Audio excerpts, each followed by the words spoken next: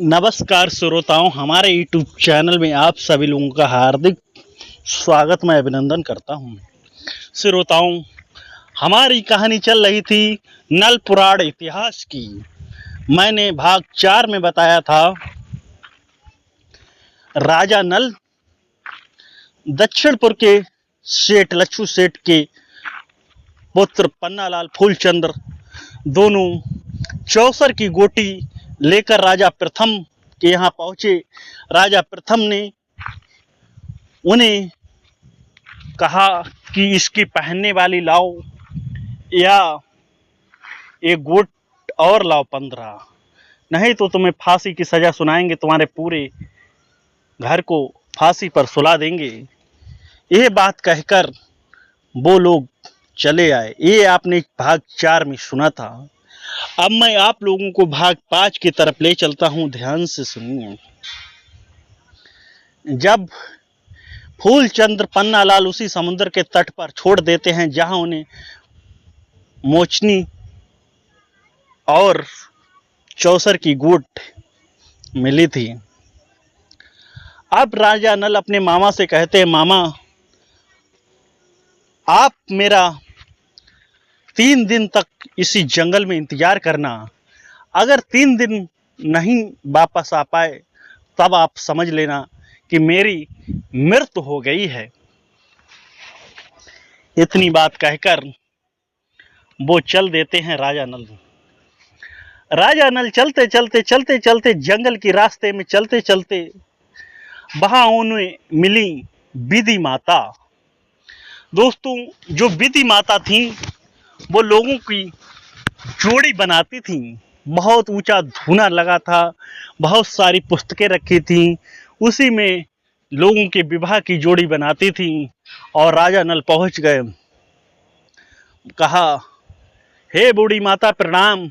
बूढ़ी माता ने कहा, मुझे पता है तुम कैसे आए हो, तुम राजा नल हो।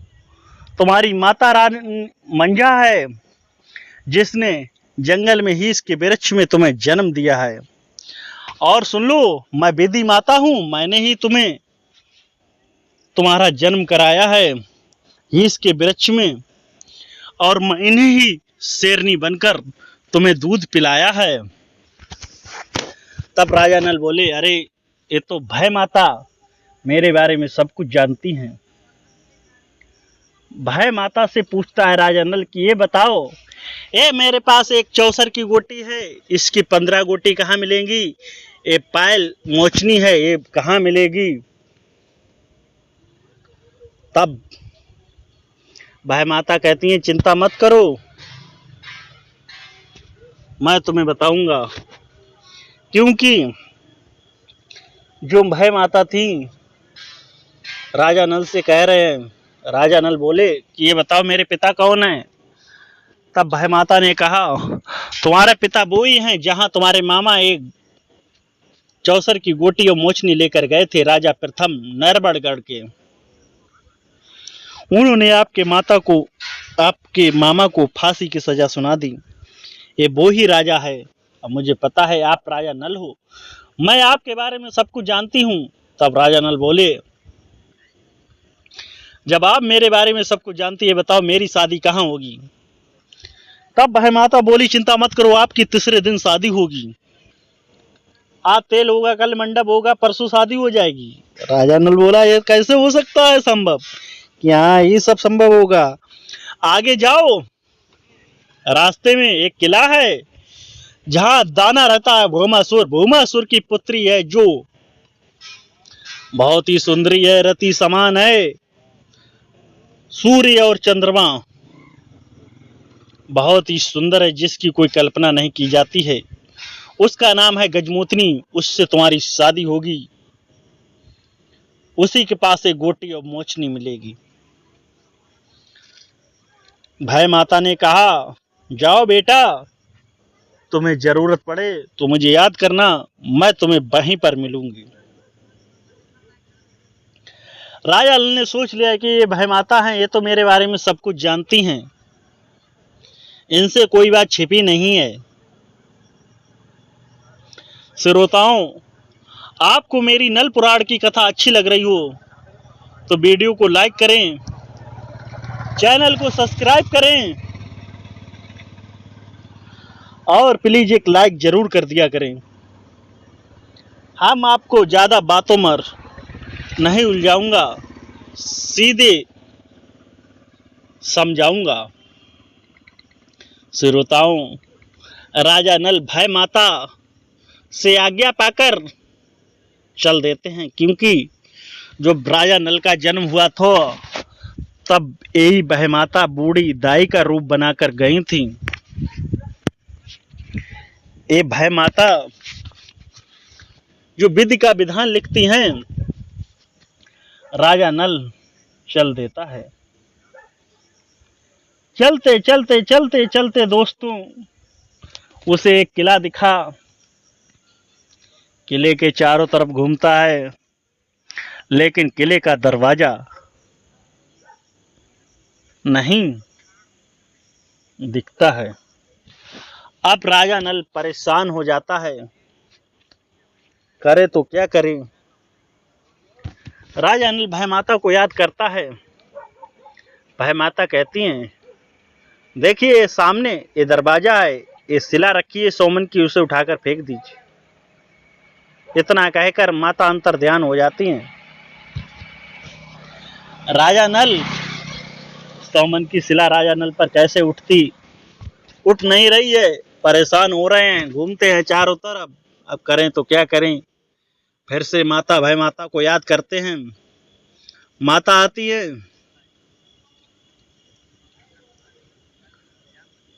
जब माता आती है माता से कहते हैं राजा नल कि एक किला है, इस किले की जो सोमन की शिला है वो कैसे हटे।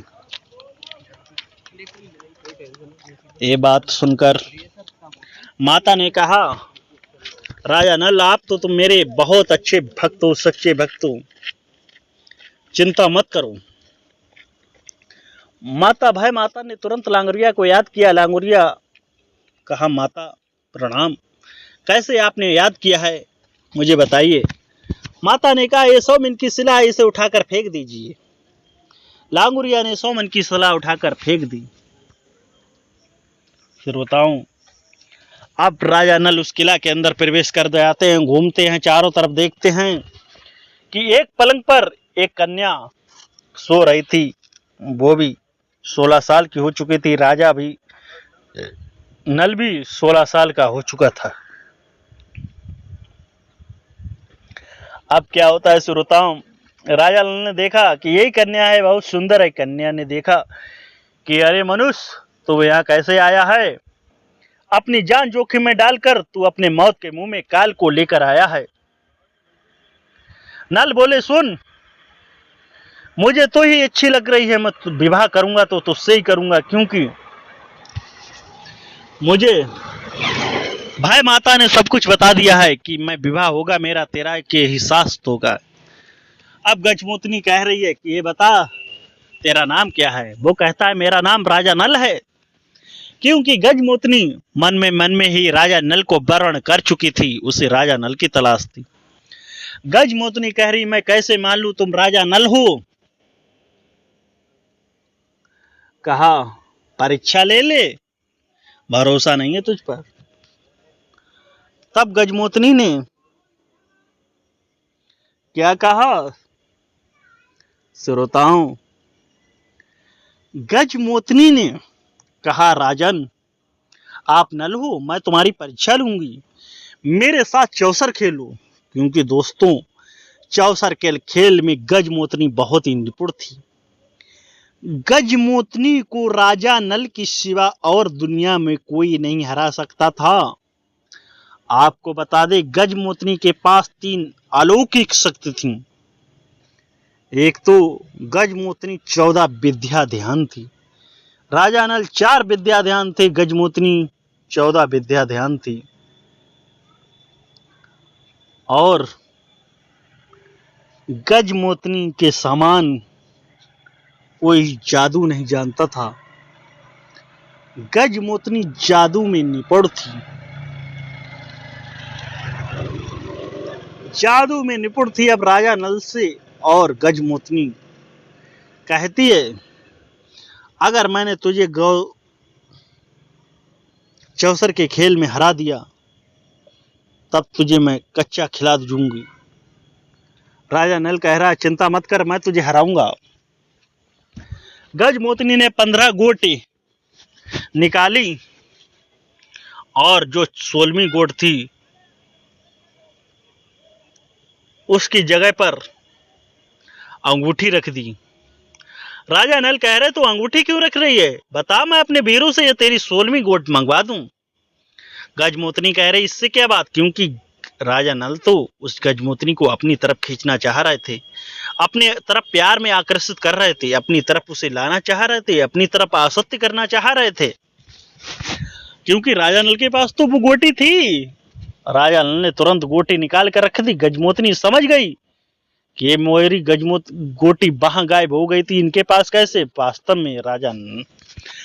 अब गजमोतनी खेलती है, राजा नल पासा डालते हैं। राजा नल के 18 आते हैं, गजमोतनी के 3 काना आते हैं। अब ऐसे ही खेल चलता रहता है। गजमोतनी को राजा नल हरा देते हैं।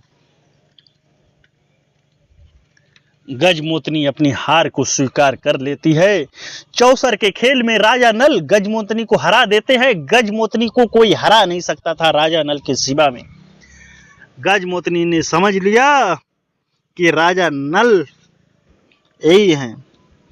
और श्रोताओं सुनिए ध्यान की बात कि राजा जो वहां का दानी था, दाना भूमासुर, वो सुबह 10 बजे निकलता था अपनी शिकार में और शाम को 5 बजे आ जाता था वहां, क्योंकि उसे भय माता ने बता दिया।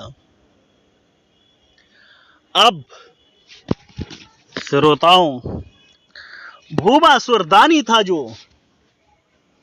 उसने भोजन कर कर डकार लगाई। डकार ऐसी लगाई जैसे मानो कोई तोप चल गई हो जंगल में। राजा नल ने गजमोतनी से कहा, ये क्या हुआ? ये कौन है जिसने इतनी भारा फैर किया है? गजमोतनी कह रही, चिंता मत करो, ये मेरे पिताजी है दाना भूमासुर। ए तुम्हें कच्चा खा जाएंगी दोस्तों, क्योंकि शाम 5 बजे का टाइम हो गया।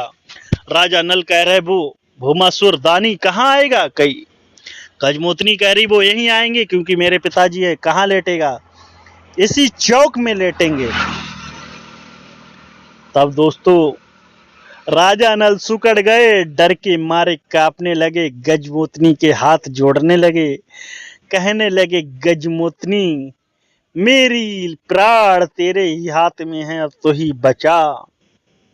श्रोताओं, गजमोतनी ने जादू मंत्र अब मंत्रित कर कर राजा नल को मक्खी बना लिया। मक्खी बनाकर एक डिब्बी में बंद होकर अपने बालों के जोड़ा में लगा लिया। कहा, अब राजा नल तो इस मेरे बालों में चुपचाप बैठ। उधर जब दाना आता है तो देखता है उसकी 100 मन की शिला हटी हुई होती है। अब वो राजा 100 मन की शिला हटी देखकर दाना परेशान होने लगा, क्योंकि उसे मनुष्य की बदबू आ रही थी। जब वो अंदर पहुंचा गजमोतनी के पास, अपनी पुत्री से कहा, बेटी मुझे ऐसा प्रतीत होता है कि यहाँ कोई मनुष्य है। पिताजी कैसी बातें कर रहे हो? आप रोज मनुष्य का भोजन करते हो, इसीलिए आपको मनुष्य की सुगंध आती है। ऐसी कोई बात नहीं है, यह मनुष्य नहीं है।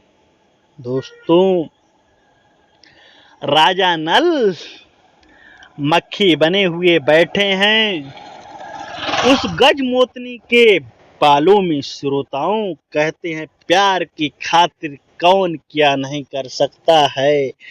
प्यार में झूठी कस्में चल सकती हैं, सब कुछ झूठ हो सकता है। हजारों कस्में प्यार में झूठी खा सकती हैं। लड़की ने जो गजमोतनी थी दोस्तों, उसने अपने पिता से झूठ बोला कि मेरे पास कोई नहीं है। दाना चौक में सो जाता है। सुबह उठकर फिर वो भोजन की तलाश में चला जाता है। श्रोताओं, गजमोतनी ने राजा नल को मक्खी बनाकर अपने बालों में कैद कर रखा है। अब मैं आपको आगे के भाग में बताऊंगा कि राजा नल की गजमोतनी के साथ कैसे शादी होगी। श्रोताओं, कैसे राजा नल भूमासुर दानी को मारेंगे, कैसे भूमासुर दानी का वध करेंगे। राजा नल को दोस्तों भाई माता ने पहले ही बता दिया था, तुम्हारी दो शादी होंगी, एक नागलोक की बासुकी की पुत्री से होगी, और दोस्तों गजमोतनी से तो होगी ही शादी। अब आगे की बात सुनिए। राजा नल को यहीं से कई सारी सिद्धि प्राप्त होंगी। उड़न वाला घोड़ा प्राप्त होगा, पास की नांग से मित्रता होगी, बहुत सारी राजा नल को यहीं से भूमासुर दानी की प्राण मार कर दोस्तों बहुत सारी शक्ति प्राप्त होंगी राजा नल को। आप आगे का भाग 6 देखना ना भूलिए, बहुत ही अच्छा इंटेंसिंग भाग है। अगर आपको दोस्तों नल पुराण की कथा अच्छी लग रही हो तो मेरी वीडियो को लाइक करें, शेयर करें, चैनल को सब्सक्राइब करें। जय हिंद, वंदे मातरम।